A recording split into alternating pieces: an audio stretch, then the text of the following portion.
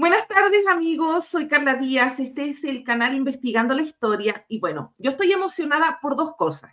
La principal es que nuevamente está el profesor Gerardo Taver acá conmigo, con nosotros en el canal. Y la segunda es porque esta es la primera vez en la historia de estos 7 años del canal que vamos a entregar una temática del orgullo friki. Así que este es el primer de muchos años en adelante. Así que, como es orgullo friki, el profesor Gerardo Taver no podía quedar fuera. ¿Cómo está, profesor? Hola Carla, muy buenas tardes. Gracias por la invitación. Ajá. Sí, bueno, los amigos ya van sabiendo, dentro de lo que hemos ido comunicando durante la semana, la momia. El tema de la momia es muy atractivo. Bueno, la película de 1999 es mi favorita. Sé que hay otras versiones, otros actores, pero la mía en lo personal es la de 1999 y por eso es que lo invité a hablar de ella. Abordarlo desde la egiptología también, porque tal como pasa en las películas de Hollywood, Egipto, la Biblia, todas esas cosas, siempre hay como unos errores históricos y vamos a abordar algunos de ellos, ¿cierto? Efectivamente. Bueno, pues sí, y en ese sentido, pues excelente selección. Gracias por la invitación. Yo, como te decíamos antes, pues todos los que estudiamos estas cosas de historia, arqueología, evidentemente, pues tenemos un lado bastante friki, por eso nos gusta todo este rollo. Y bueno, pues cuando vemos reflejado nuestro objeto de estudio en otro tipo de medios, como son las películas, ¿no? Pues nos emocionamos mucho, aunque también al mismo tiempo nos quedamos así de, ay, por Dios, ¿por qué están haciendo esto, no? Pero de igual manera, pues por eso también decidí hablar sobre este tema. Yo soy gran fanático también de las películas de la momia, y esta en particular, la del 99, pues también es mi favorita. Yo la reveo de vez en cuando y cada 2, 3 años y me encanta, ¿no? Es súper divertida, que bien interesante, pues en realidad también yo siempre lo digo de broma, pero es cierto. La película de la momia, básicamente hay una sola película de la momia que se ha venido repitiendo desde 1934, cuando se 32, hace la primera 32. de Boris Karloff, porque la Sí. historia más o menos es la misma siempre, no nada más que va cambiando. Lo interesante es que con esta, si quieres poner la primera diapositiva, la primera lámina, Aquí pues viene. con esta se dio un giro muy interesante con la historia, porque todas las películas de la momia hasta esta dirigida por Stephen Sommers, pues básicamente se situaban en el género de horror, ¿no? Entonces era como este rollo de horror ominoso que iba, la momia despertaba, y lo que pasa con esta versión es que más bien es una película de aventuras, es una película de aventuras, una película de acción, una película cómica. Entonces Cómica. ese tema más bien de la momia ominosa que viene y que despierta por algún conjuro del antiguo Egipto, pues claro, también narra este tropo, pero al mismo tiempo se convierte en un carrusel de aventura maravillosa, ¿no?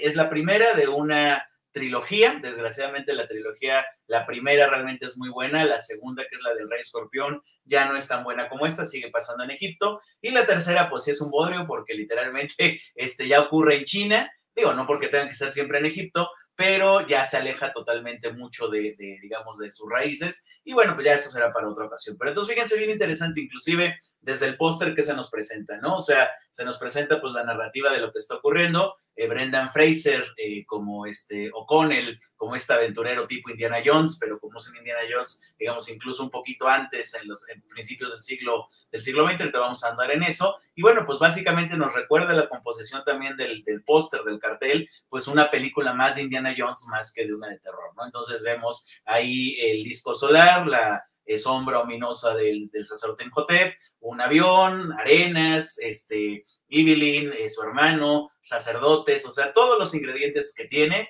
pues para hacer justamente una epopeya de acción, que bueno, pues lo fue maravillosa, ¿no? En la que Profesor, sigue, ¿sí? una pregunta. Por lo que estuve indagando, esto fue grabado la mayoría en Marruecos por Sí. problemas que habían en el periodo en Uh-huh. 1998 en Egipto. Uh-huh. Sí, porque ya estaban los problemas, digamos, ya casi cocinándose para la revolución que tuvieron ellos en el 2001, ¿no? El 2011, desde el 2011, 2001, pues Egipto era un país, aunque siempre ha sido muy abierto al turismo y a que se conozca, pues obviamente no tampoco querían que estuvieran ahí filmando gente, pues todos los problemas sociales que tenían en ese momento, ¿no? Cuando estaba el régimen de Mubarak. Entonces, pues para evitarse esos problemas, pues más bien la producción optó por Marruecos. Ahora, es algo muy común en todas las producciones también de Hollywood, o sea, muchas veces no se filman los lugares, sino se buscan locaciones parecidas, pues también porque incluso sale más barato, ¿no? Entonces, no olvidemos en los 60s los spaghetti western, ¿no? Eran películas sobre el oeste norteamericano y se filmaban en los estudios Chita en Italia, ¿no? Y muchas de las locaciones, digamos, del oeste norteamericano de California eran más bien incluso en España, ¿no? En los lugares de La Mancha, en lugares que son así medio desérticos, pues allá van a filmar, ¿no? Entonces, eso es también lo bonito del cine, así que el mundo de la fantasía, pues puedes filmar donde quieras, ¿no? Una cosa interesante de esta película, eso sí, he de reconocerlo, que está muy bien lograda la escenografía, muchas cosas, ahorita vamos a ver, porque, pues aunque estén filmando, no está filmado en Egipto, todo el diseño de arte, todo el diseño de producción, buscaron muy bien recrear también el ambiente y los monumentos egipcios, ¿no? Que también, ojo, esta ya, pues ya parece que no, ya tiene unos cuantos años, ya es justamente del cambio del siglo XX al XXI, empezó a utilizar ya los efectos digitales, ¿no? De una manera más elaborada, pero todavía tiene muchos efectos físicos, ¿no? Mecánicos, que bueno, fue una maravilla. Inclusive, en su época, cuando salió, hay una escena clásica ahora de una tormenta de arena que la Imhotep abre así la boca y se va a comer al avión que se ve ahí en el póster. Bueno, pues ganó un montón de premios porque nunca se había hecho eso, ¿no? Y básicamente es heredera también, es la misma industria de Light and Magic, los que hicieron los efectos de Star Wars y todo esto, y esa escena, digamos, es heredera de Terminator 2, cuando el T-1000, que es así de líquido y también hace estas cosas, la tecnología la desarrollaron todavía más para que esos mapas de textura computarizados ahora se usaran como una tormenta de arena, ¿no? Entonces, para que vean cómo todo es historia, todo es historia. Sí. Profe, hay otra cosita más. Sí.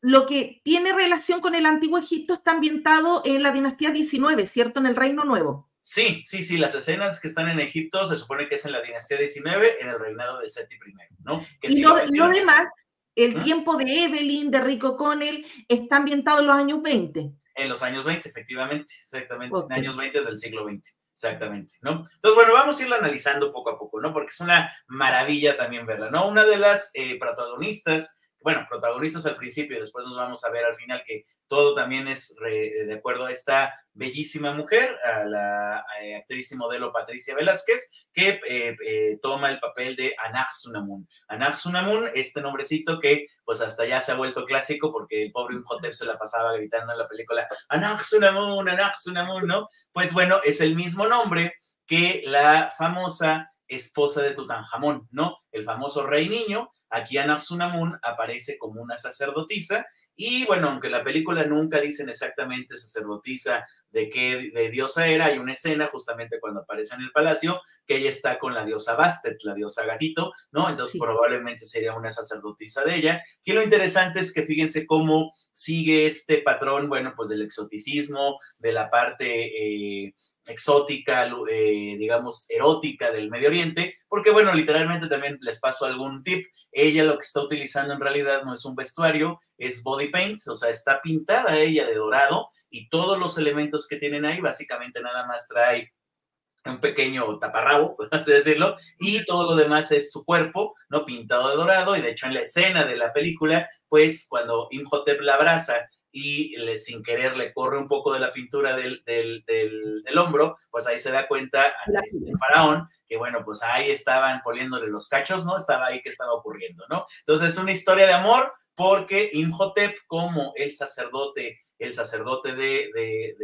gran sacerdote supremo, digamos, al servicio del faraón, y aquí se menciona que más bien ella era como una especie de concubina del faraón Seti I, ¿no? Que en realidad, pues no era así en el Antiguo Egipto, como lo decimos, sí había sacerdotisas, claro que sí, pero tampoco era que tenían que ser así vírgenes o tenían nada más que ser parte del harem del faraón. Sabemos que sí, también había haremes en el mundo antiguo, pero no era así tan, esto más que parecerse al Egipto faraónico, más bien esta imagen de ella, de Anahsunamun, parece más bien de un cuadro sacado de estos del siglo XIX, del orientalismo, pues de las mujeres que están en los harems y todo lo demás, ¿no? Pero bueno, pues obviamente lo interesante es estas dinámicas que tienen, ¿no? Eso Ella lo es vamos a... venezolana, para quien no lo sepa, es una preciosa venezolana. Es una venezolana, exactamente. Patricia Velázquez es una modelo y sigue muy guapa todavía. Él, otra vez, unas fotos de ella, de hace un par de meses, sigue guapísima todavía, ¿no? Entonces, bueno, la historia sigue, pues justamente cuando, ya les había comentado,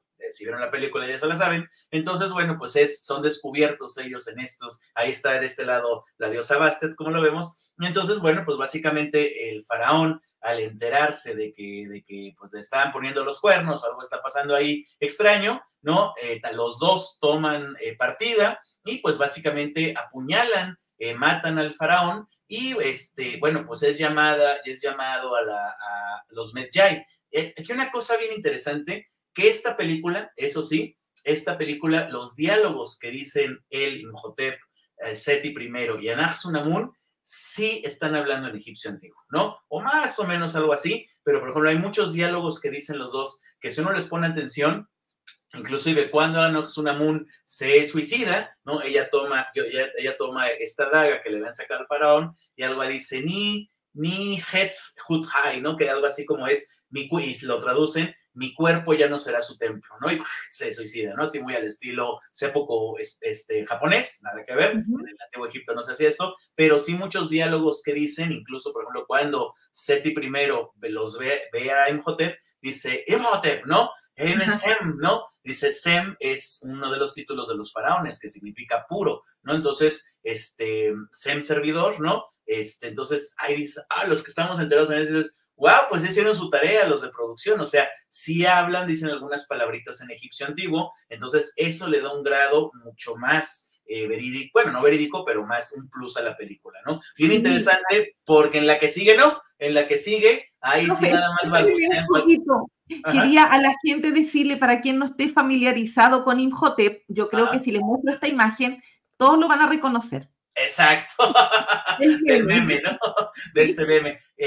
Digamos, está hecho por el actor Eric Boslo, se apellida, todavía sigue también activo. Él ya no está tan guapo como antes, porque yo sé que muchos decían que estaba guapísimo. Bien interesante porque también Imhotep, pues también fue un personaje real. Fíjense, los nombres que están tomando de estos personajes son personajes históricos reales. E Imhotep, bien interesante, sí, el nada que ver con el Reino Nuevo, donde está ubicada esta historia del Antiguo Egipto. Imhotep sabemos que es el arquitecto del faraón Djoser, el faraón de la tercera dinastía y constructor pues de la primera pirámide del mundo, la pirámide de Saqqara, la pirámide escalonada. Y fíjense, muy interesante porque este personaje histórico todavía no se encuentra su tumba, no sabemos exactamente dónde está, pero ya en el periodo tardío, estamos hablando ya de el 800 al 600 antes de Cristo, Imhotep fue, digamos, de los pocos personas en el Antiguo Egipto que fue, por así decirlo, como diríamos nosotros, santificado o beatificado, es decir,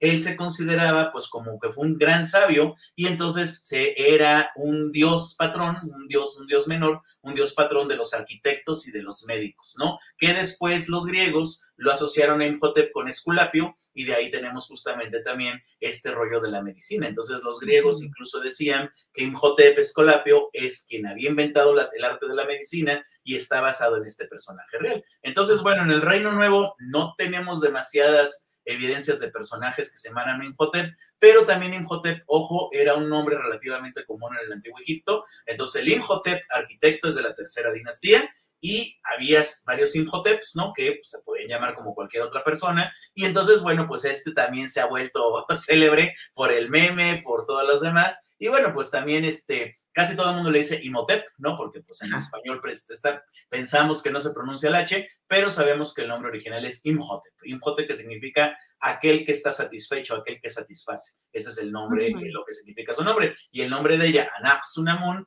significa la que es la viva imagen de Amón, ¿no? La Anahsunamun es como ella es la imagen de Amón, ella es la imagen viviente de Amón. Esos son los nombres egipcios, siempre tienen un significado, ¿no? Entonces, vamos a seguir viendo, bueno, pues aquí en esta escena, que es así el triángulo amoroso, bueno, nada de esto, pues Seti primero, este representa a Seti primero, y es quien se da cuenta un poco de, pues, de todo esto. Fíjense, también está bien interesante, aunque ya se darán cuenta, pues que siempre que se habla de Egipto, el cliché siempre es ponerlo todo dorado, todo está lleno de oro, todo lleno de oro, y bueno, pues aquí no sale fuera del cliché, pero con cosa interesante, la corona que trae el rey sí corresponde a la corona del Bajo Egipto, aunque esta corona más bien era de color rojo, ¿no? Entonces el faraón utilizaba la corona blanca, la corona roja. Aquí, bueno, pues la pusieron más como casco militar de color dorado, y también este corcelete que trae él, pues es también muy común en toda la iconografía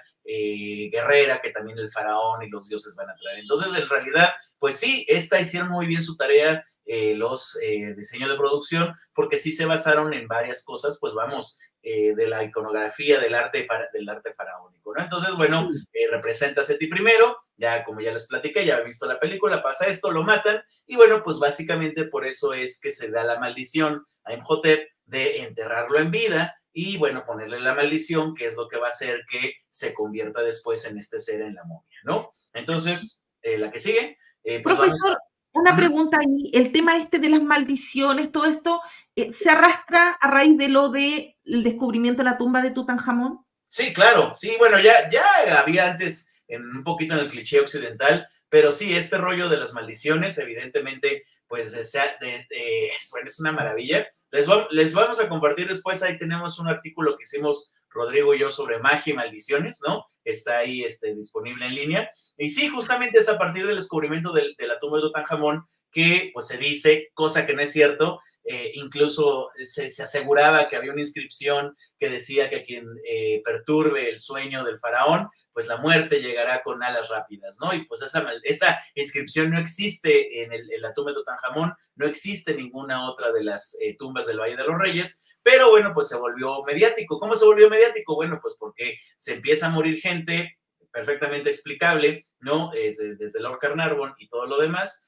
¿Y qué es lo que ocurre? Bueno, pues ahí viene el rescate Hollywood. Cuando Howard Carter se tarda 10 años en catalogar y en sacar todos los objetos de la momia de Tutankamón y van al Museo del Cairo, pues como se acabó la noticia, entonces los medios tenían que hacer su propia maldición, y por eso es que surge la primera película de la momia, ¿no? Entonces, en realidad, este rollo de las maldiciones es totalmente mediático, totalmente ya después hollywoodesco, y como les comento, pues sigue a raíz de todo, de esta primera película de la momia, se sigue con esto mismo, ¿no? Aquí, fíjense lo interesante, se le dio el tono romántico, ¿no? Que porque básicamente Imhotep quería, como lo vemos aquí en la diapositiva, pues era revivir a su amada, a Anck-su-namun, es decir, pues como se había tenido que suicidar, pues para el escándalo de que pues no la capturaran, entonces en la película él se lleva el cuerpo y bueno, pues pone ahí a todos sus sacerdotes, ¿no? Porque era el sumo sacerdote, a hacer los rituales, pues para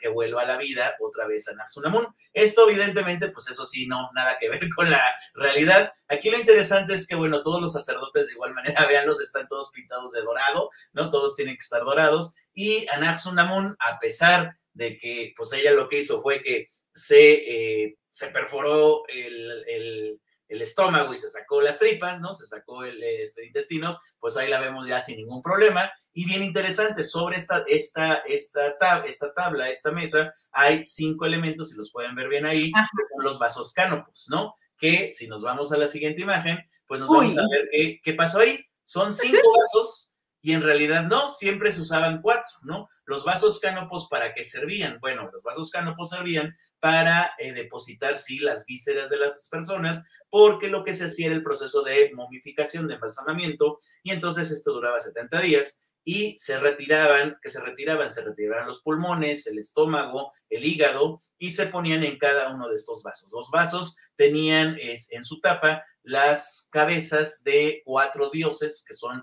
los dioses guardianes también de las vísceras, que se conocen como los 4 hijos de Horus, ¿no? Que son los protectores, que son Duamutef, Kepsebenuf, Imseti y Hapi, ¿no? Entonces, ojo, no es Horus y Anubis, ¿no? Nada que ver, son otros dioses totalmente muy diferentes, son estos los hijos de Horus, pero bueno, pues aquí en la producción aunque pusieron las cabezas de estos dioses, ¿no? Más o menos, ¿no? Tienen los mismos elementos, pusieron uno más que tiene una cabeza de león, que eso, bueno, pues no existe en la egiptología, ¿no? Los antiguos egipcios nada más eran 4 vasos canopos siempre, ¿no? Y pues este quinto, pues yo creo que, no sé, por alguna cosa de producción, pues se les hizo muy interesante poner los 5 y ahí están los demás. Entonces, bueno, básicamente la idea era que, pues se supone que ahí estaban adentro las vísceras de Anahsunamun, pues habrían tenido que metérselas otra vez, y lo que va a hacer Imhotep es leer el libro de los muertos, ¿no? Y de ahí volverla a resucitar, ¿no? Que aquí me encanta porque también el libro de los muertos en esta película, pues es un libro de metal, así como un libro occidental de nosotros, ¿no? Y van pasando las hojas, que absolutamente nada que ver, pues, con los libros, como eran en la antigüedad, que más bien eran rollos de papiro, ¿no? Ajá. Pero bueno, es divertidísima la película, ¿no? Esta escena, que todo esto pasa en los primeros 10 minutos de la película, nos narra todo lo que va a ocurrir después en la película, ¿no? Entonces, la que sigue, vamos a verla bien interesante. Bueno, pues el que desencadena todo esto es este mocetón, guapetón de esta época, Brendan Fraser, que en su personaje de Rick O'Connell, fíjense, muy interesante, está basado como en una mezcla de personajes del siglo XIX y siglo XX. Él incluso cuando empieza la película están peleando contra ejércitos parece como de los mamelucos, es decir, de ejércitos egipcios. Él incluso habla en francés, ¿no? Si recuerdan la escena, está hablando en francés. Su amigo Benny también están con el ejército francés, e inclusive pues el mismo uniforme que trae es más parecido al de la Legión extranjera, aunque pues él es estadounidense. Y también eso, bueno, es maravilloso porque parte de la película, el humor que tiene es los dos actores, Evelyn y su hermano, son británicos.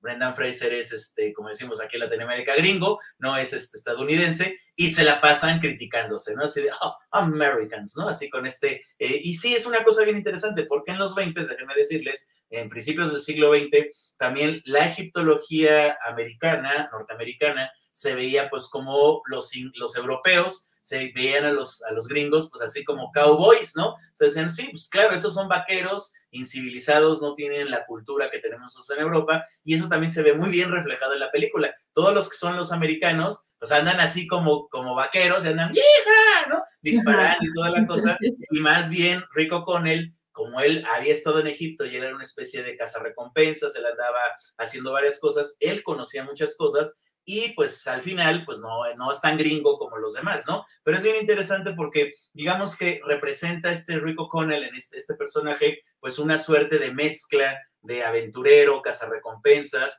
y también gente que muchos de los primeros arqueólogos del siglo XIX también fueron esto, ¿no? Eran aventureros que iban, no había obviamente un método científico de la arqueología, no había, sí era un poco más de cazatesoros, entonces encarna muy bien este tipo de personaje, Brendan Fraser en este papel, ¿no? Yo siento con esa ropita así, que se parece un poco a Mel Gibson en El Patriota. También un poco, sí, un poco sí le da bueno, mira, en Hollywood lo que hacen es que luego también reciclan todo, ¿eh? Entonces no dudaría que a lo mejor las carrilleras y lo demás haya sido rescatado de otras cosas, ¿no? Y aquí, profe, aquí esta ciudad de Hamunaptra, esa ciudad se supone que está situada en Tebas. Parecido, no, porque salen más bien de Tebas, ¿no? En realidad es una ciudad ficticia, o sea, no se sabe, no existe, o sea, ¿no? Y recuerda que nos dicen que tienen que tomar una ruta y solamente el mapa, que ahorita vamos a hablar del mapa, ¿no? Y entonces más bien es como por Tebas, pero está muy metido en el desierto. Incluso se supone que al inicio de la película, eso me encanta también, y eso, los viajes que hemos hecho a Egipto, se ve que la presencia de la momia sigue presente, porque empieza la película y dicen que están en Tebas, ¿no? En la antigua, en Luxor.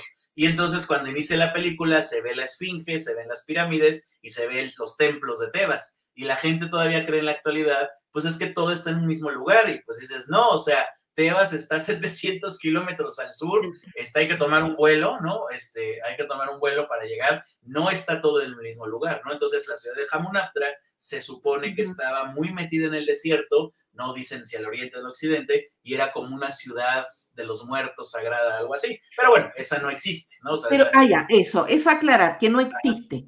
Exacto, ¿no?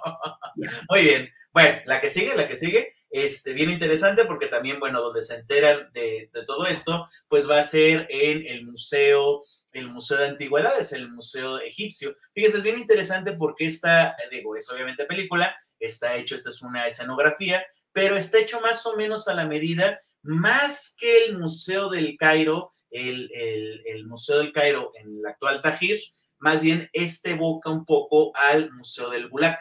En Egipto ha habido varios museos, digamos, nacionales, y el primer museo que tuvieron ellos digamos, de sus cosas arqueológicas se me hace el Museo de Bulaq, porque estaba en el barrio de El Cairo, se llamaba Bulaq, y era un edificio también, estos edificios muy afrancesado, muy de la época colonial, que fue utilizado como museo. Entonces, bueno, el interior de este museo, donde trabaja Evelyn, ahorita vamos a hablar de ella, pues es también, como tienen puestos en la película, evoca un poco también, es una mezcla entre el Museo de Bulaq y el Museo de Tahrir, ¿no? Que es el que está actualmente, y también este museo ya va a ser histórico, porque pues está trabajando en Egipto en hacer el Grand Egyptian Museum, que va a estar en Giza, junto a las pirámides.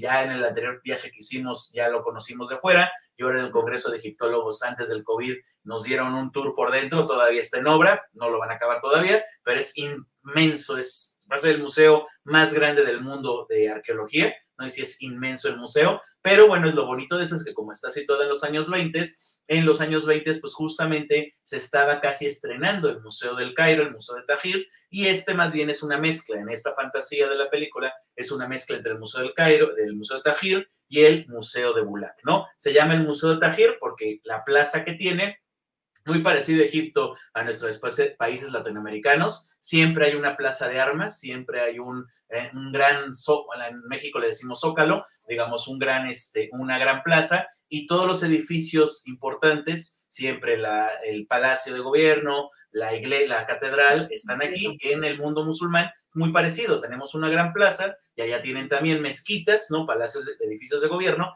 y el museo ahí al lado. Entonces, por eso se llama el Museo de Tahrir, la plaza de Tahrir, la plaza de la liberación, así se llama en árabe. Y entonces, súper bonito también esto. A mí me gusta mucho porque de todas las películas de la momia, en esta sí capturaron muy bien esta esencia de lo que es un museo de antigüedades, ¿no? ¿Y quién trabaja en este museo de antigüedades, no? Dentro de uno de los departamentos. Sí. Hay un alcance, profe, usted como viajó lo sabe bien, pero quien ve la película, yo no habría pensado que esto era recreación, una escena. Yo pensé que era la imagen desde afuera de un museo.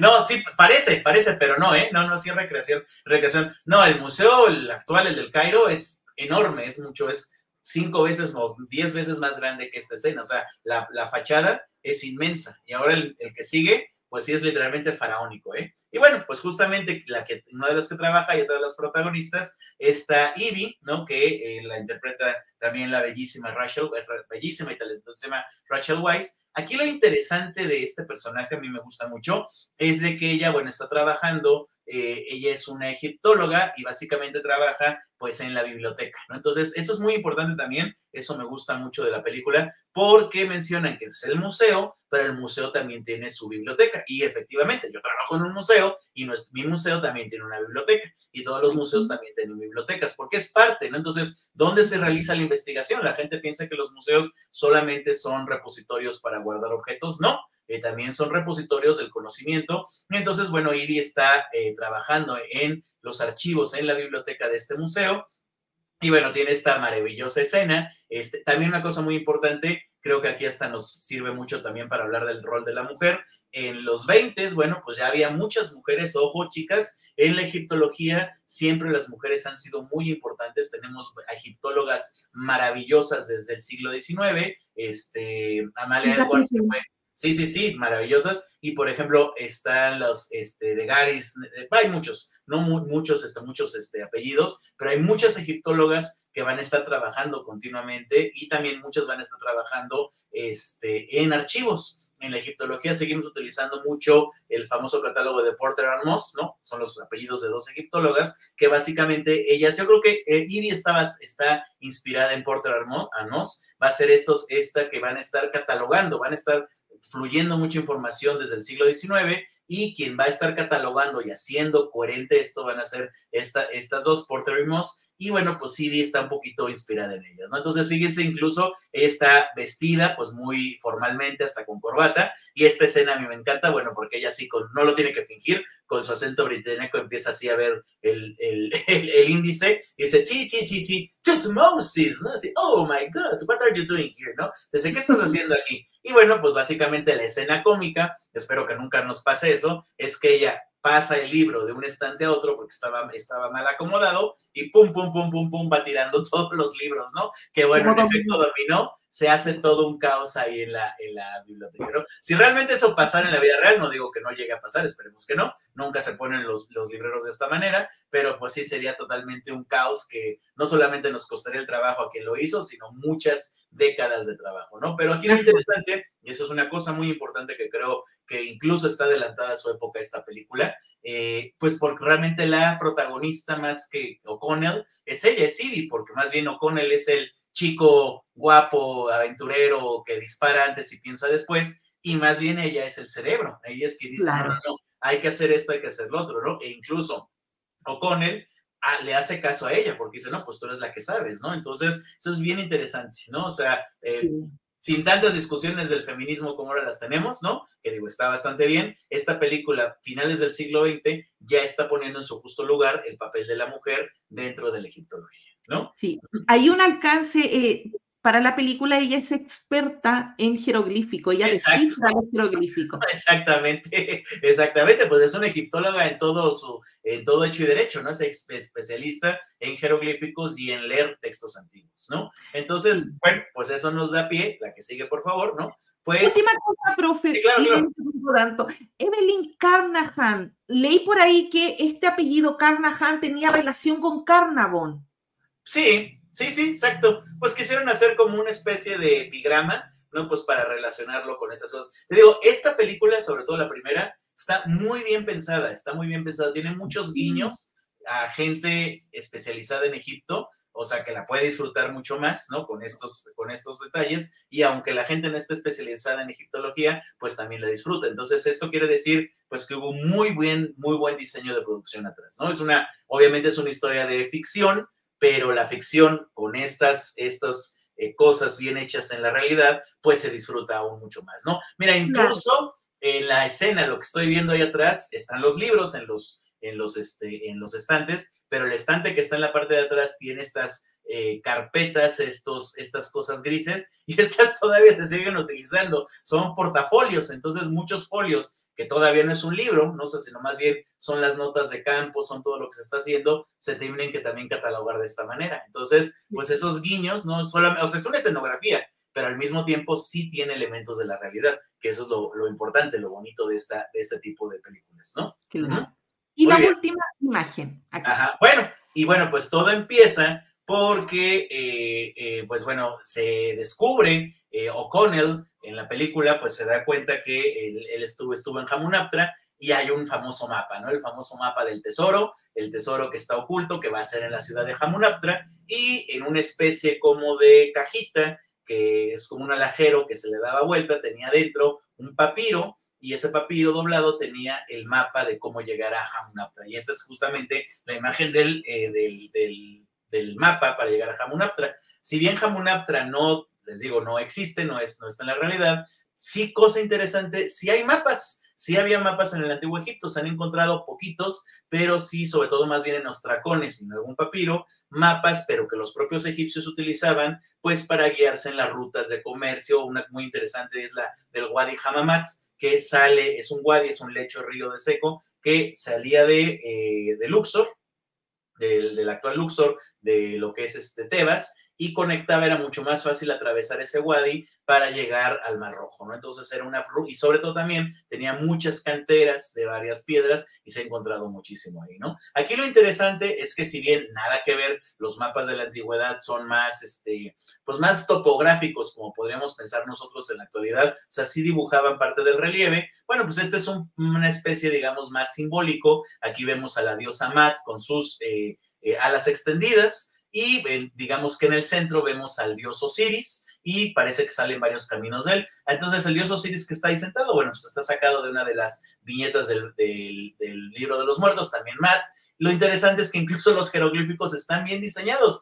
Lo que vemos en esta especie de curvita, ahí dice el nombre de Hathor, ahí dice Hut-Hosh en jeroglífico. Entonces, digo, más bien está puesto como decoración, no es que tenga que decir algo, ¿no? Porque Hathor y Osiris pues no tienen, bueno, tienen que ver, pero no son los mismos dioses. Pero lo interesante es esto, ¿no? Que sí hacen digamos, referencia a estos elementos, a un mapa, claro, aquí con este rollo del mapa del tesoro, y siguiendo este mapa, pues que pueden llegar a la ciudad de Hamunaptra, ¿no? También la parte de abajo donde está Matt tiene otros jeroglíficos, no se ve muy bien, parece que no, realmente no dice nada, pero sí son jeroglíficos, ¿no? Entonces esto es bien interesante, me gusta mucho de esta película, porque, les digo, en las otras versiones, o incluso en la última que hicieron, esa por Dios no la vean, que sale Tom Cruise, es una película de Tom Cruise que esperaban, ¿no?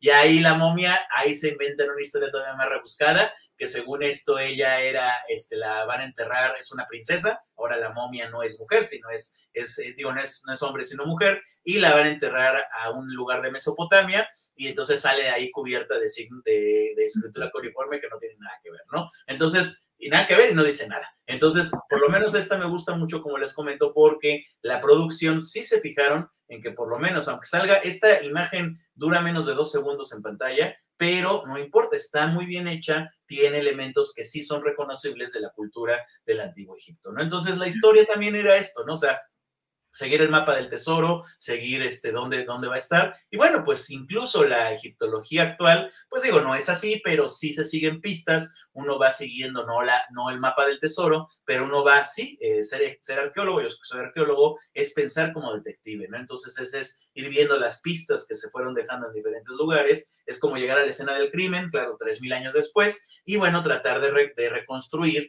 qué es lo que ocurrió ahí, y bueno, no nada más encontrar el tesoro, sino saber cómo funcionaba esa sociedad en ese momento, ¿no? Pero bueno, pues la verdad es que la momia de Stephen Sommers del 99, pues lleva un galardón de que creo, sin temor a equivocarme, es una de las mejores películas de la momia, y sobre todo también por su nivel, digamos, de detalle y la producción, que sí está muy bien cimentada en la egiptología académica, ¿no? Entonces, y fíjense, muchos egiptólogos en la actualidad les son fanáticos de esta película, ¿no? Les encanta, e incluso varios egiptólogos dicen que ellos la vieron de jovencitos, ¿no? No tan niños, bueno, ya algunos niños, ¿no? Algo, y que les gustó, y que eso también les movió algo, y los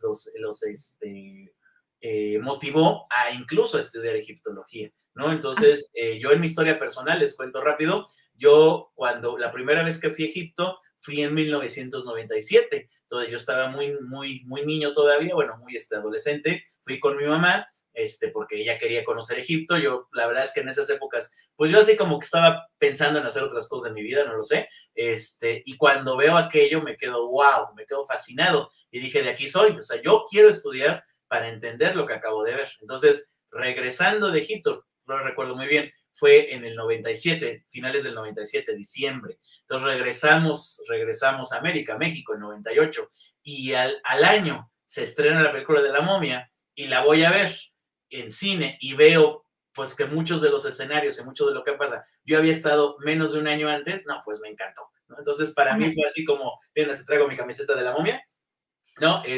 Fue así como decir, no, yo quiero estudiar esto, y yo ya estuve en esos lugares en que se ven en la película, y puedo decir que no son ficción, ¿no? Bueno, cuando están en el Cairo, en Tebas y lo demás, ¿no? Hamunaptra, pues sí no existe, ¿no? Pero me encantó, me sigue encantando, y pues yo creo que al final, lo bonito de estas cosas, o sea, y ahorita que estamos hablando del Día del Orgullo Friki, muchas de las historias de ciencia ficción, de fantasía, que tienen ecos con la realidad o que están cimentadas en varias cosas, pues son un gran detonante para mucho del público que lo ve, y quién sabe, puede despertarles ahí el interés y la vocación, y hasta inclusive, pues, la vida, ¿no? Yo en mi caso, yo sí puedo decir que a partir de ese viaje del 97, y también a partir de ver esta película de La Momia, pues literalmente encaucé mi vida para dedicarme al estudio del Antiguo Egipto, y pues aquí estamos, ¿no? Y ahora soy el curador de la Sala de Egipto del Museo Nacional de las Culturas del Mundo en México, ¿no? Y entonces he presentado en congresos y bla, bla, bla. Entonces digo, no es tan como en las películas, pero hay veces que sí me ha tocado, déjame decirles, he trabajado también en Egipto, he trabajado en muchos lados, que sí hay veces que sí parece una película, o sea, parece película de aventuras, que estás en medio de la nada y tienes que estar caminando en las inclemencias del sol, de lo demás, y que los bichos y todo lo demás. Entonces tú, ay, pues mira, la película a lo mejor es un poco exagerada, pero sí, sí pasan cosas así, ¿no? Entonces, tienes que estarte cuidando de lo demás. Todavía no nos cuidamos de que la momia salga y se despierte, eso no va a pasar, ¿no? Pero sí es bien interesante esto. Entonces yo creo que, pues, al contrario, hay que ser frikis con orgullo, qué bueno que ya existe esto. ¿Y por qué? Porque también esto nos despierta la pasión, nos despierta el interés, y bueno, pues poder compartirlo con los demás es también súper importante, ¿no? Profesor, la momia por una parte, el lado egiptológico, y el lado arqueológico, ¿hay alguna otra película que lo haya inspirado?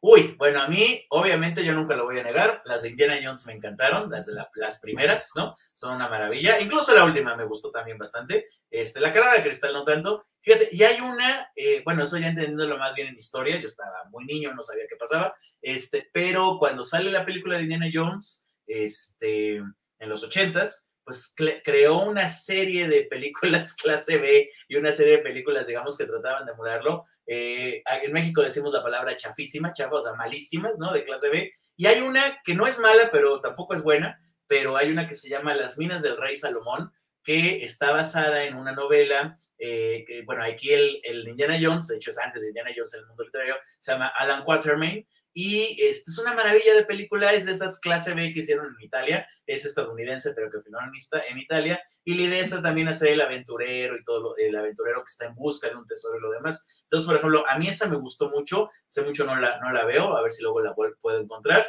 las de Indiana Jones, obviamente, y pues básicamente todas las películas que tengan que ver con algún corte histórico, que son las que se conocen como las peplum, ¿no? Que también en los 60s y 70s, todas las que son de mitología griega, romana, estoy hablando también, por ejemplo, de las épocas de las de Jason y los Argonautas, Furia de Titanes, todas estas, todas las que tengan que ver con cosas así históricas, me encantan, ¿no? Entonces, ahora las disfruto más porque digo, cuando las vi de niño, pues me encantaban por el rollo de los efectos especiales de la historia, ¿no? Ahora, por ejemplo, que sé que muchas están basadas en historias mitológicas reales, y ya que conozco las historias y veo en qué difieren y en qué no, pues al lugar de ser de estos amargados de, ay, no es como la versión, pues evidentemente no, ¿verdad? Pero al contrario, pues te das cuenta también que se le van poniendo cosas de acuerdo a su época, ¿no? Entonces, bien interesante, aquí los amigos, todos los que estudian historia, también el cine, también la industria del entretenimiento,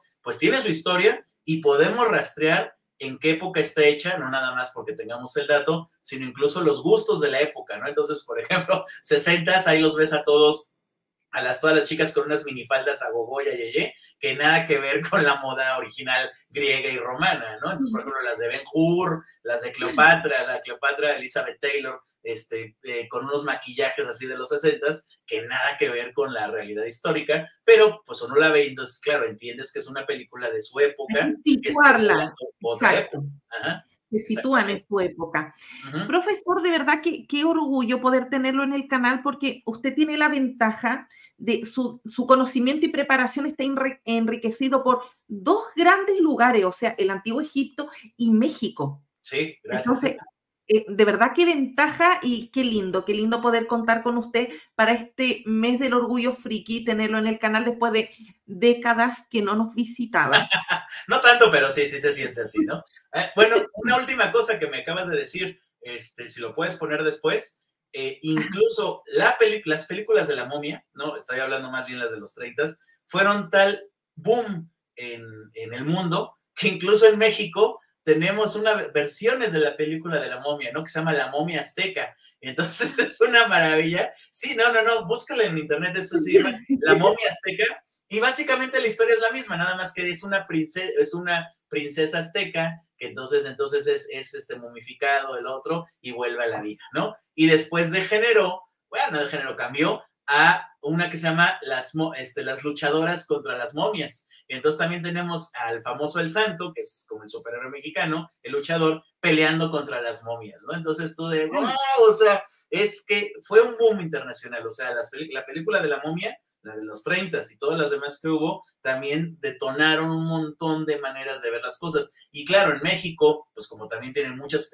culturas arqueológicas, pues dijeron, nosotros no nos podemos quedar atrás, entonces también vamos a hacer nuestra versión de la momia, ¿no? Entonces es una Y de las maldiciones con las pirámides, me tocó Sí, en sí, Netflix sí. ver hace poco una película de terror ambientada en estas pirámides de Ajá, México. Y ajá. van los arqueólogos y quedan atrapados porque ahí hay un espíritu. Sí, sí, Bueno, sí, claro, claro. Pero lo vuelvo a lo mismo, es básicamente la misma historia, siempre se repite, pero le van sí, cambiando, ¿no? Pero eso también nos queda como trascendencia de cómo nosotros como personas, ¿no? Nos gustan estos temas y como hemos estado bombardeados, pues ya casi un siglo, o más de un siglo con estas historias, ¿no? Entonces, pues queremos seguirlas viendo reflejadas en el cine, ¿no? Entonces, claro. al final dices tú, bueno, pues si funciona, yo siempre luego me dicen, es que ¿por qué te gustan películas muy buenas, pero también te gusta cada película mala? Le digo, porque su objetivo es ese, su objetivo es divertirme. Si en 2 horas me río como loco y se me olvida lo que estoy haciendo, cumplió su cometido la película, ¿no? Entonces, tampoco quiero, digo, también veo cine de arte y pero tampoco hay veces que uno dices, lo único que yo quiero es ver algo sencillo, que esté bien hecho y que me divierta, ¿no? Y creo que las películas de la momia, todas las películas de la momia cumplen ese objetivo y la del 99, lo cumple mucho mejor porque hicieron bien su tarea, está muy bien documentada en ese sentido. Buenísimo. Profe, bueno, nos vamos despidiendo. Yo le agradezco, yo sé que está siempre muy ocupado. Le agradezco que se haya dado este tiempo para participar. Lo queremos muchísimo, su Gracias. sencillez, su gran preparación académica y aún así no deja de ser una persona cercana, sencilla. De verdad que eso se agradece. Gracias, gracias. No, pues un placer compartirlo contigo, Carla, y con todos los amigos del canal. Un abrazo a todo el equipo de Que Meten a Náhuatl. Nos vemos. Gracias, igualmente. Adiós.